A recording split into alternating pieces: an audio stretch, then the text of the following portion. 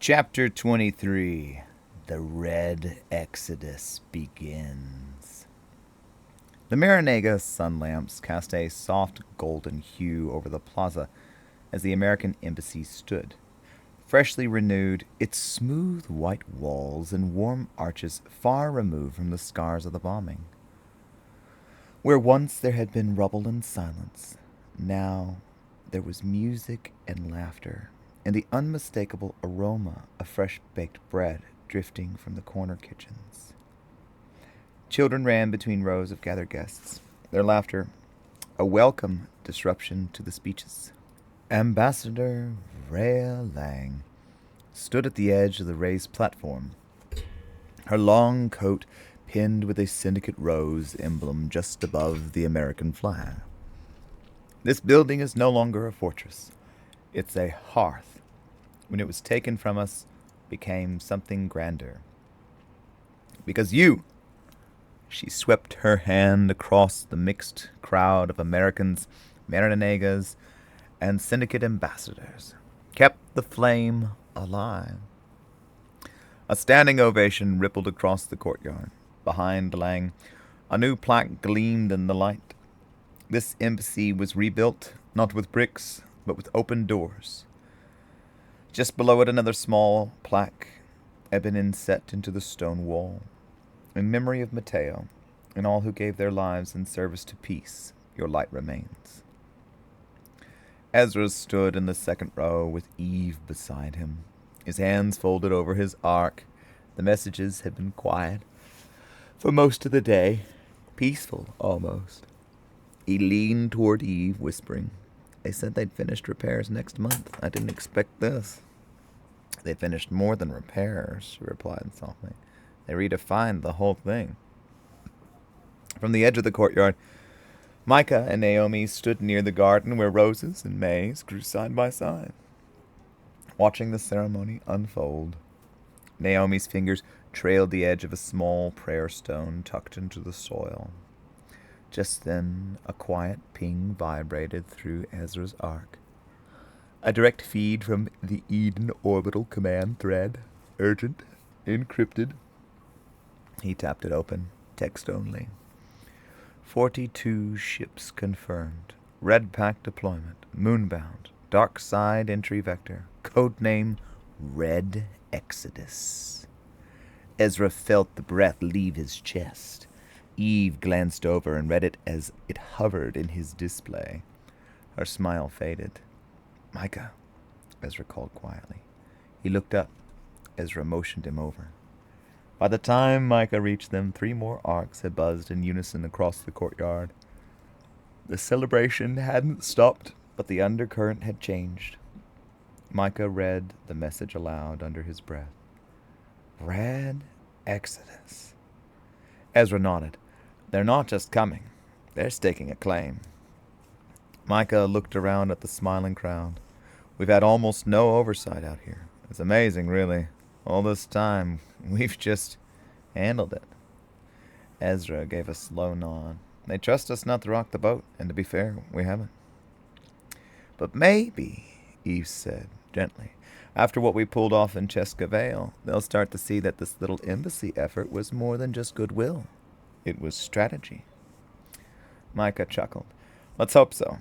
If nothing else, maybe they'll give us staff. Real staff. Rotate folks through neighbors' reach, and here, build a school out of all of this." Ezra tilted his head. "A school?" "Yeah," Micah said. "For outreach, for diplomacy, for kingdom work. What we're doing here, it's not just frontline faith, it's training. We're the first class." Naomi looked up from the garden. "The only prerequisite is being family." Eve smiled faintly. "That's the Syndicate way." Less than an hour later, as the courtyard quieted and small prayer circles formed along the embassy steps, an arc broadcast lit up the sky feeds across every screen. An external camera feed showed it. Grainy, long-range footage from a satellite peeking over the far side of the moon. Dozens of ships, huge, angular, moving in coordinated silence. Shadows cast by engines lit up the lunar dust like storms crawling across black marble. This is the Red Exodus, the voiceover said. This is not a drill. Someone near the garden gasped. A murmured ripple passed through the embassy crowd. Micah, still scrolling, turned his arc toward Ezra and Eve. They did it. They really did it. These aren't exploratory modules. These are full-stack colony vessels, military escorts, supply arms. That's a base. A base on the dark side. Jonah and Rachel arrived just then from inside, wiping flour from their sleeves. We've got fresh trays inside. What'd we miss?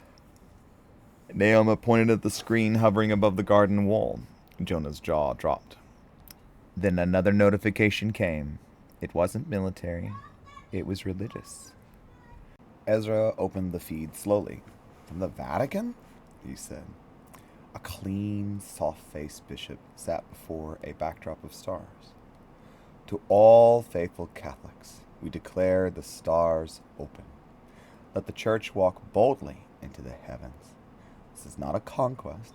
This is a calling, a crusade of the Spirit. Let there be peace, but let there also be light. Eve raised an eyebrow. A crusade? Jonah blinked.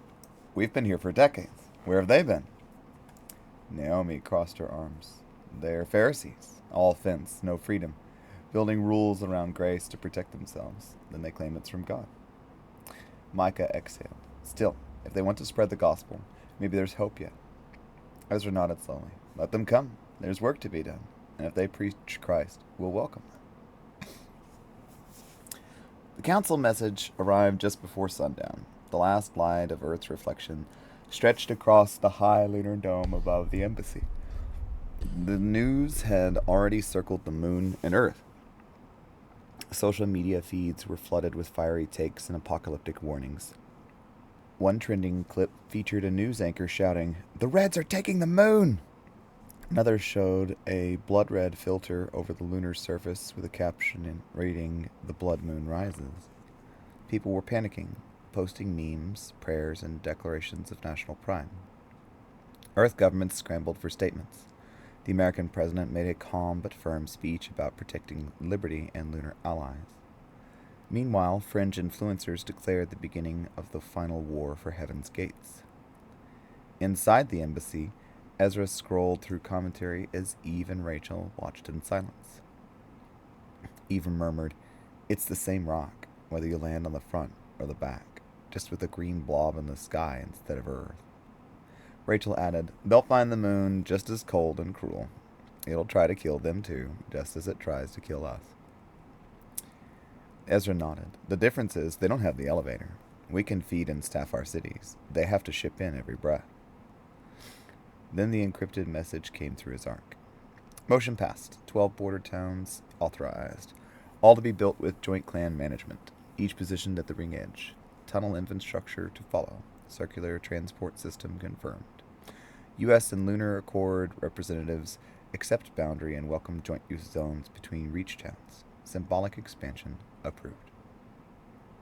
Ezra read it twice. A school, a ring of towns, a connected network of shared labor, shared vision, and open arms. Eve stepped closer, watching the message fade. "You feel it, don't you?" she whispered. Ezra nodded again. "This isn't reaction, it's revelation. This isn't just how we expand, it's how we endure." By early morning, the embassy courtyard was cleared, and fresh carts rolled in with crates of supplies bound for Cheska Vale. The air was thinner today, not literally, but in spirit. Something sacred had shifted. Micah moved between pallets with a checklist, glowing on his arc. Jonah hoisted the last water drum onto a sled, securing it with a well-practiced knot. Rachel adjusted her cloak and looked toward the sky through the dome. "Feels like we're moving faster than the moon itself." "Because we have to," Naomi replied, arriving with Naomi's sister, carrying a folded blanket, stitched with the names of all the kids they'd helped the week before. In the distance, a small group of children waved from the walkway, breathing easier now thanks to the ventilators that had just arrived in time. Their smiles were crooked and imperfect, but alive. Ezra stood near the base of the supply sled, running his hand along its edge. They're gonna need more than help, he said. They're gonna need presence, reason to hope, something steady. We give them that, Jonas said, climbing up beside him. We are that. Another ping arrived on the arc thread. Roster confirmations. A rotation of 12 new staffers would begin training at the capital next week, preparing to serve in Neighbor's Reach and beyond. Rachel read the names aloud, and halfway down the list she paused. Some of these are just kids. Ezra smiled faintly. So were we when all this started. Just then, Micah let out a low whistle as he scrolled through a new headline on his art. NASA just launched an SART, some kind of asteroid redirect tool. Says here they nudged a small rock just enough to prove it could be done. Save the planet from the rock getting too close.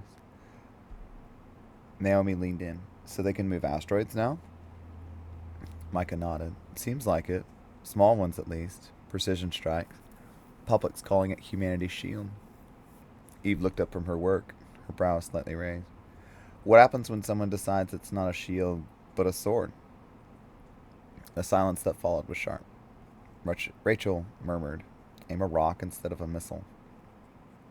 Ezra exhaled slowly. Let's hope no one thinks that far ahead. Micah kept reading. Apparently, this SART system, Selective Asteroid Redirect Technology, uses advanced gyroscopic arrays designed in partnership with SpaceX and NASA based on conservation of angular momentum. They weaponized a stabilization method to nudge the trajectory of space rocks. Rachel raised an eyebrow. So we've turned a physics demo into orbital artillery. Micah smirked. Sorta. The tech's based on a technique that tracks back to a famous physicist professor out of Texas from a few hundred years ago, Dr. Diana K. Davis. She made these brilliant teaching videos, one of which visualized angular momentum with bicycle wheels, spinning chairs, and pure charisma. He flicked his arc and pulled up a preserved copy of the lesson. A younger Dr. Davis balanced a wheel on a pivot, demonstrating precision with nothing more than her hand and a bit of grace. Naomi leaned over to watch. She was good. Legend, Micah said. She could explain black holes to kindergartners. Ezra smiled as the clip ended. Now her words steer rocks through heaven. I know people will call this a triumph, Ezra said, his voice low. But a clever mind could do more than steer. You could launch a rock from far enough out, attach a small engine, correct the course a little at a time, from the belt, from Mars, from anywhere really, and let gravity do the rest. Micah frowned. But why? What's the point with that kind of delay? Jonah answered before Ezra could. Because you don't have to launch a missile when you can drop a mountain. They say it's a tool of peace, but what they've shown the world is that they now have a weapon of war the likes of which history's never seen. Ezra nodded. With the right angle, the right composition, you can minimize fallout. Choose a rock with high density, little radioactivity, maybe even something porous to break apart at the right moment. Slow its entry, not a crater, just a shockwave, enough to level a city without poisoning the land. Micah exhaled, rubbing the back of his neck. Makes a person miss a day when wars were fought with flags and boots. Jonah clapped him gently on the shoulder. Come on, let's grab some coffee before the next shipment. I think we just graduated from farmers to philosophers. Ezra smiled faintly, but the weight in his eyes didn't lift, and we haven't even left the moon. The lights in the courtyard dimmed their evening cycle, casting long golden shadows on the inner walls of the dome. With the day's shipments packed and sent, the embassy was quiet, save for the soft hiss of pressure regulators and the distant chime of a lunar clock tower counting off the hour. The original 6 sat in a loose circle around the central hearthstone.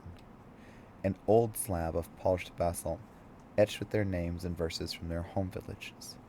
A pot of chicory root tea steamed quietly nearby. Ezra glanced around the circle. Jonah, Naomi, Micah, Rachel, Eve. Each changed in ways time didn't quite explain. Not older, necessarily, just weightier. Micah broke the silence first. Tell me something, he said, poking at the coals with a repurposed wrench. Do y'all ever feel like we came all this way just to go backwards?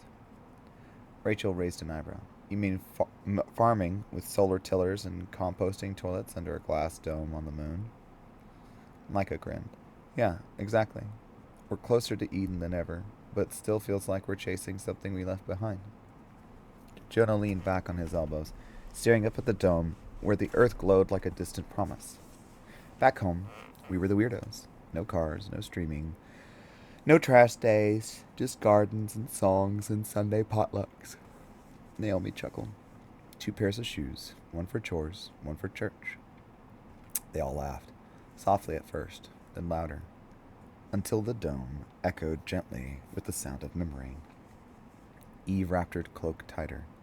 The thing is, she said, we didn't just leave the earth to escape. We came here to prove something, that life didn't have to be fast to be full, that joy didn't require noise. Ezra nodded slowly. We went to the stars just to learn how to plan again.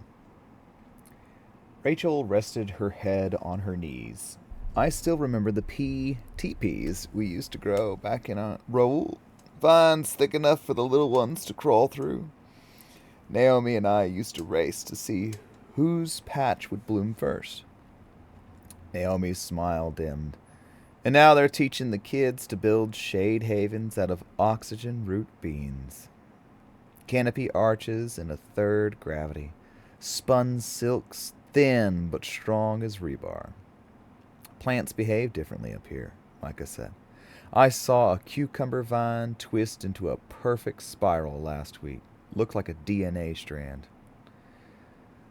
Eve reached over to refill Jonah's cup. You think that's just adaptation, or are we guiding it? Jonah shrugged. Does it matter? We shape the garden, it shapes us. There was a pause, full of meaning, not silence. Then Ezra leaned forward, his voice low. I walked past a Marinega boy today, maybe 8, maybe younger. He was wearing a patched-up sweatshirt with some Earth brand I've never seen. But he had a plastic visor taped to his face, pretending it was a screen. Rachel frowned, imitating what he thinks life should look like. Exactly, Ezra said. We've got an entire colony raised on rumors of Earth. Their idea of prosperity is filtered through marketing, bright logos, endless scrolling, synthetic pleasures. We traded all that for simplicity, but they see it as poverty. They don't see what we see, Naomi said. That the slow life is holy, that rhythm matters. Jonah tapped his cup. They want faster. Faster healing, faster travel, faster success. Micah muttered, faster gods. That's that heavy. Eve spoke again, softly. Do you think we can hold the line? That we can keep Neighbor's Reach from becoming just another copy of Earth's chaos? Rachel looked up, eyes steady. Only if we plant truth deep, real deep, like roots in lunar dust. Micah nodded. And not just in the soil, in stories, in worship. Now we greet each person that walks under this dome. Ezra glanced around, catching each of their eyes in turn. Then let's agree, tonight, now, that no matter what the world throws at us, we stay rooted, not just in the past, but in the promise. Naomi lifted her cup. To slow miracles. Jonah followed. To stubborn grace. Rachel. To gardens in space. Micah. To peace that doesn't pretend. Eve. To the light that never hurries. Ezra raised his last. To the ones yet born who will grow under lunar vines and never need a screen to feel whole. They clinked their cups together, and for a moment it didn't feel like they were so far from home. Micah's voice broke the stillness again, quieter this time. You know what still gets me? He asked, not looking up. It's not the politics, not the propaganda. It's how fast people shut down just at his name. Rachel looked over. You mean Jesus? Micah nodded. The moment I say it, Jesus, they're out. You can talk about eternity, about purpose, about hope, and folks will smile, nod, maybe even lean in. But the second I mention him, it's like a door slams. I've watched people physically turn their bodies away, like I'd cuss them out. Ezra shifted his weight on a stone. Because his name demands a response, not just sentiment. Repentance. That's too heavy for people who only want light conversation. Naomi leaned forward, her elbows on her knees. I've talked to so many Americans now. Most of them aren't rude, just closed. Friendly enough, but uninterested. They'll say, sure, I believe there's something out there, but then they hedge, I don't think any book could explain it, or we're all just trying our best. Eve added, or they say, Jesus was a great teacher, but don't get all religious on me. Micah sighed. It's like they want a God who comforts, but never convicts. Jonah looked up at the dome ceiling. Earth was just cresting over the ridge of the dome frame now. Soft, blue, unreachable. I remember my grandfather saying that the world would love Jesus if he only fed them and healed them. It's when he says, go and sin no more, that they crucify him. Silence settled again. Then Ezra spoke, his voice heavier than before. I had a conversation last week with a cargo handler from the American colony. We were helping unload those med kits. Real nice guy. We talked about space farming, oxygen crops, even ancient grape genetics. But when I told him we believe in a creator who made all things for a purpose, he nodded. When I said that creator came as Jesus to call us out of death into life, he literally set the crate down and walked away. No anger, just like I wasn't worth talking to anymore. Rachel winced. That's the part that breaks you. Not the hate, the disinterest. Ezra nodded. The moment eternity enters the chat, they switch channels. Naomi whispered. They'd rather hear about celebrity drama than soul restoration. Micah's jaw lightened. We bring water, food, healing, education, and all that's fine. But bring up the only name under heaven by which we must be saved, and suddenly we're the problem. Eve stirred the last of the tea in her cup. And yet, she said softly, we still say his name. Ezra looked at her. Always. Jonah nodded. Because if we don't, who will? The stones here on Luna would cry out. Rachel added. And because one day, someone won't walk away. That's it, Ezra said. We're not here to win arguments. We're here to plant seeds. Some fall on rocks, some in thorns, but some land in good soil. Our job is obedience. Naomi breathed deep, even when it hurts. Micah finally looked up. Maybe that's what makes it holy. Ezra's voice grew stronger, not loud, but resolved. We're not salespeople. We're witnesses.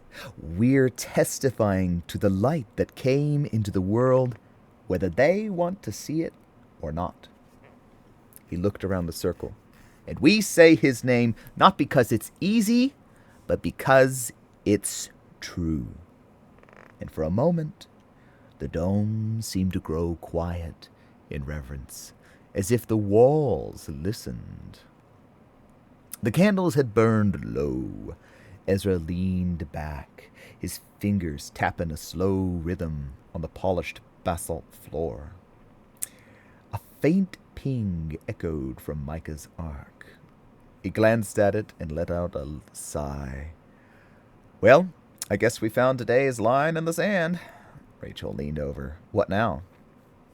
Micah turned the screen to face the group. It was flagged content notice from Pulse, blinking with soft red edges. Your post violates Pulse community guidelines on intolerance and ethical messaging. A peel in progress. The thumbnail still loaded behind it, a short clip from their earlier discussion, featuring Ezra speaking calmly about the Syndicate's filtered network. Ah, Jonah muttered. The one where we talked about how we block adult content.